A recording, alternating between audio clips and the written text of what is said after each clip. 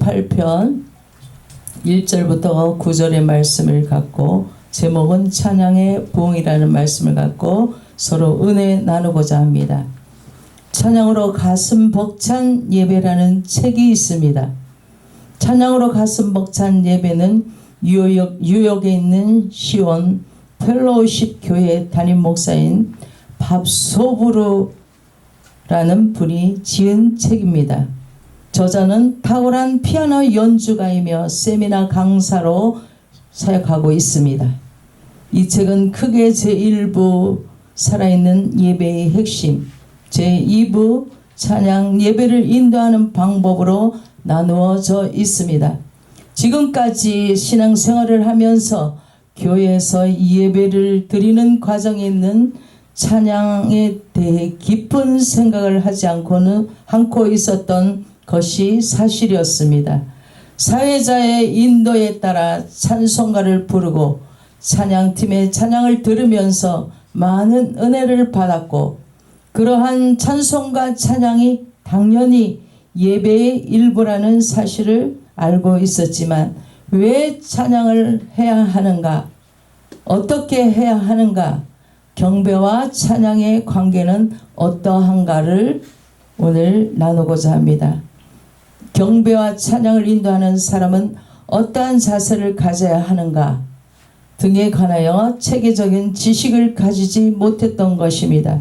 이 책은 완전히 새로운 시각에서 음악 전문가로 사역하고 있는 저자가 음악적인 소양을 바탕으로 어떻게 하면 우리가 하나님께서 기뻐하실 수 있는 경배를 드리며 찬양할 수 있는지에 관한 체계적인 지식과 경험을 소개하고 있습니다.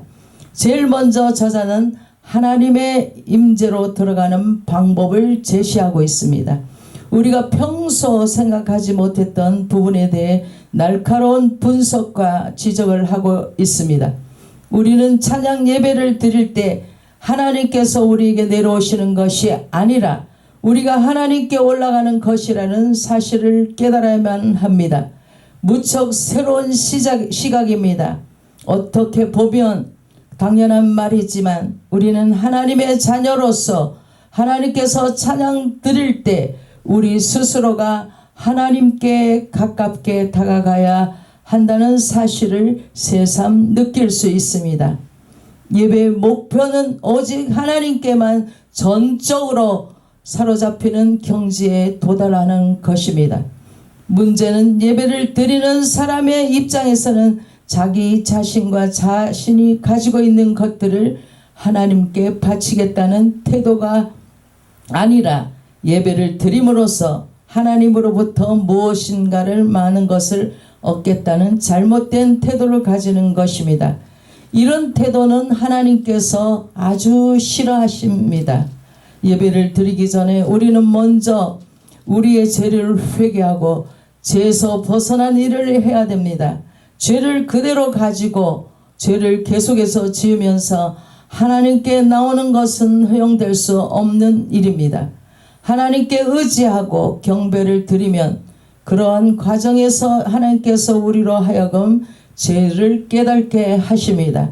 그리고 죄를 늦추고 다시는 죄를 짓지 않겠다고는 그런 마음을 가지게 되는 것입니다. 찬양이라 함은 하나님을 최고로 높이는 것이라고 정의를 내릴 수 있습니다.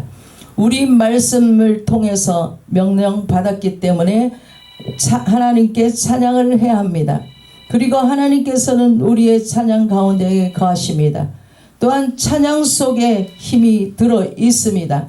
이 책은 찬양 인도자의 역할과 중요성을 새삼스럽게 깨달을 수가 있습니다. 찬양 인도자는 자기 시간을 잘 지켜야 하고 일반 성도들로부터 신뢰를 받아야 되는 것입니다. 그리고 자연스럽게 찬양을 인도해야 합니다. 이제 준비 찬양하겠습니다. 이런 소리는 절대 해서는 안 될 줄을 믿습니다. 찬양 들어가면서 하나님 앞에 예배 드리는 것입니다. 그 상황에 맞는 찬송가나 복음 성가를 어느 때든지 즉각 찬양할 수 있도록 해야 합니다. 찬양 인도자는 격려하고 고무시킴으로써 사람들을 찬양으로 인도해야 합니다. 비록 원하는 목표가 고귀한 것이라 하더라도 이를 다른 사람에게서 강요해서는 안 됩니다. 교회는 성령의 기름 부음으로 그 마음이 불붙듯하여 음악적으로 탁월한 사람들이 있어야 제대로 찬양도 할 수 있고 성도들을 올바른 경배로 인도할 수 있습니다. 찬양과 경배를 통해 영혼들을 자연 가운데 인도하기 위해서는 많은 노력을 또 해야 됩니다. 연습을 또 해야 됩니다. 노래는 가사에 악곡을 붙인 형식에 의한 사상과 감정이 표현이라고 설명됩니다. 이스라엘 백성 사이에는 옛부터 노래가 있었고 야곱 시대에 이미 북이나 검은고의 반주에 의한 노래가 불러졌습니다. 성경에는 찬양이 많이 만들어져 있습니다. 출애굽에 관계된 미리암의 노래가 있고 출애굽기 15장 1절부터 18절 두보라의 노래, 또 사무엘상 18장 7절 다윗의 사울과 요나단에도 할 노래, 사무엘하 1장 19절 27절 등이 보여집니다. 노래는 종교적인 시가로서 하나님을 찬미한 성전에서의 노래입니다. 구약에는 노래라는 명사 슈르와 마찬가지 자마르가 쓰여 있는데 이 말에서 온 미즈모르는 이스라엘의 종교시의 정수리로서 시편을 가리키는데 수로로서 제목에 인용되어 있습니다. 새 노래는 하나님께 올릴 찬송이기 때문입니다. 새 노래 곧 우리 하나님께 올릴 찬송을 내배에 두었으며 많은 사람이 보고 두려워하여 여호와를 의지하리로다. 할렐루야.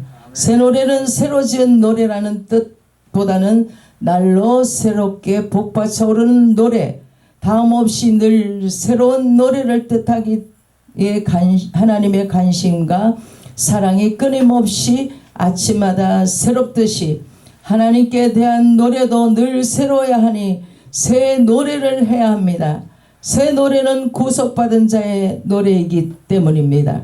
계시록 14장 3절의 말씀에 저희가 보좌 내 생물과 장로들 앞에서 새 노래를 부르니 땅에서 구속함을 얻은 14만 4천 인밖에는 능히 이 노래를 배울 자가 없더라. 이 말씀을 갖고 신천지에서는 14만 4천 명만 구원을 받을 수 있다고 말하고 있습니다. 요한은 환난을 이기고 승리한 성도들이 어린 양 곁에 둘러서서 부르는 승리의 노래를 들었습니다. 이 노래는 하늘에서 울려나오는 웅장한 검은고 소리에 맞춘 것인데 그 소리는 맑은 물소리 같기도 하고 내성 같기도 합니다. 이제 악의 시대는 끝났습니다. 할렐루야. 더불어 성도가 쌓여야 했던 모순과 핍박, 그토록 가혹했던 환난도 끝났습니다. 영영한 안식과 영광만이 구원받는 성도들에게 남은 것입니다. 14만 4천 성도가 부르는 새 노래는 죄악된 역사의 종교를 알리며 의인의 승리를 선포하는 노래인 것입니다. 할렐루야. 이 노래는 지금까지 누구도 들어보지 못한 새 노래로 오직 끝까지 투쟁하며 승리한 성도들만이 부를 수 있는 승전가니 오늘을 살아가는 성도들의 새 노래를 해야 됩니다. 어떻게 노래합니까? 즐거이 노래며 찬양할지어다 하시니 사람의 마음에 저절로 우러나는 기쁨의 노래를 해야 합니다. 바울은 그가 받은 구원의 감격을 만세의 왕 곡 썩지 아니하고 보이지 아니하고 홀로 하나님이신 하나님께 존귀와 영광이 세세토록 있을지어다. 아멘. 하나님께서에 대한 찬양은 마음 깊은 곳에서 우러나는 기쁨으로 드려져야 합니다. 제가 부족하지만 찬양 인도를 많이 하고 다니고 있습니다. 집회 때 지난주도 했는데요.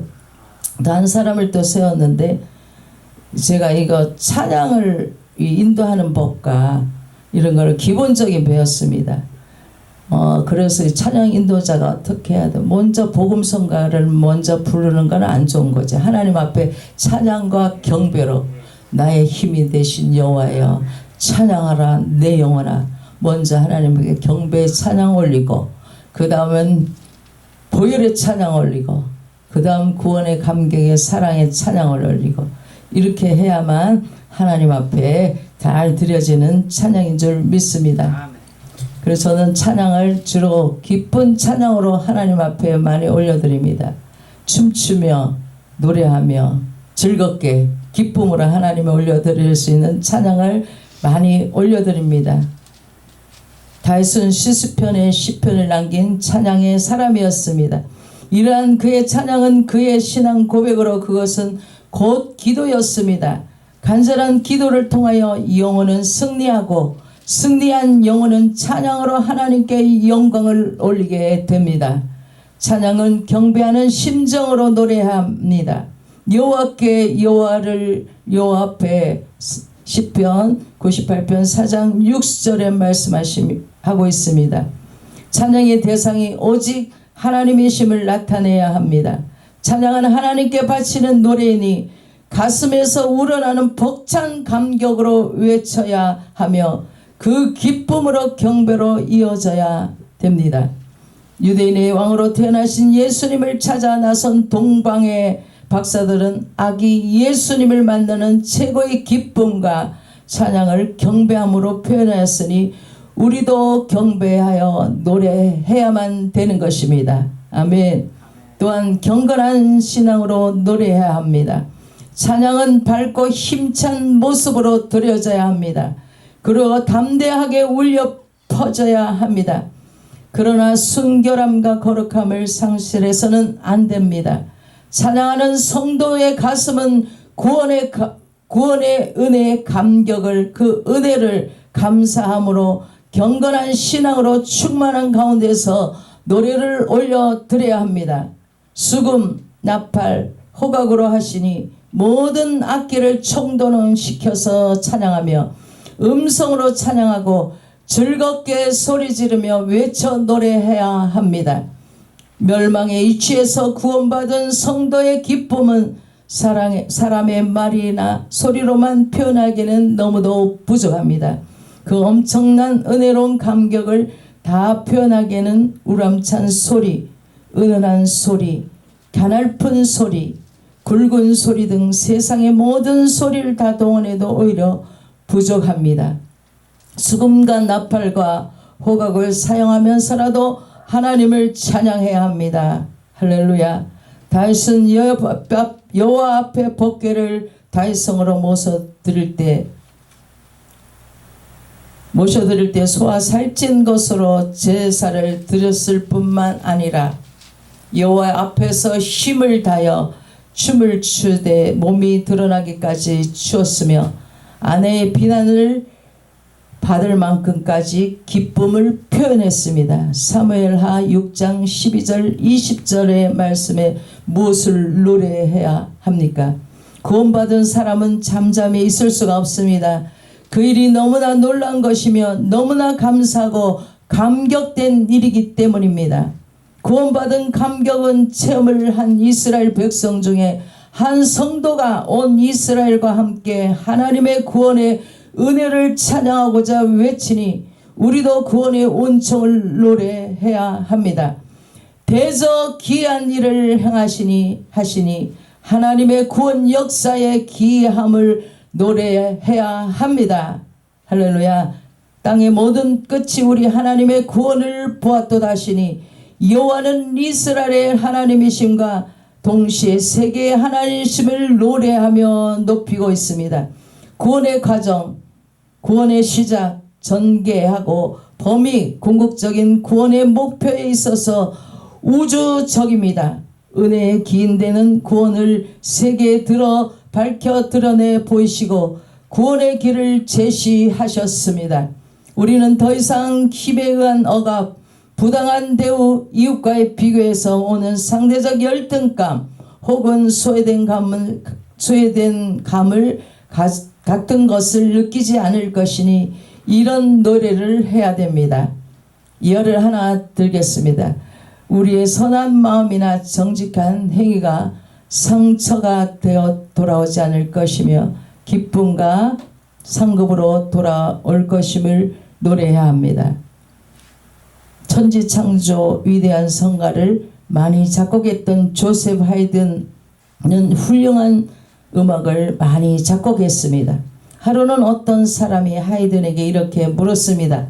당신은 그 놀라운 음악을 작곡하는 영감을 어디에서 얻었습니까? 하이든이 대답했습니다. 나는 기도할 때 하나님이 내 삶의 주인이 되십니다.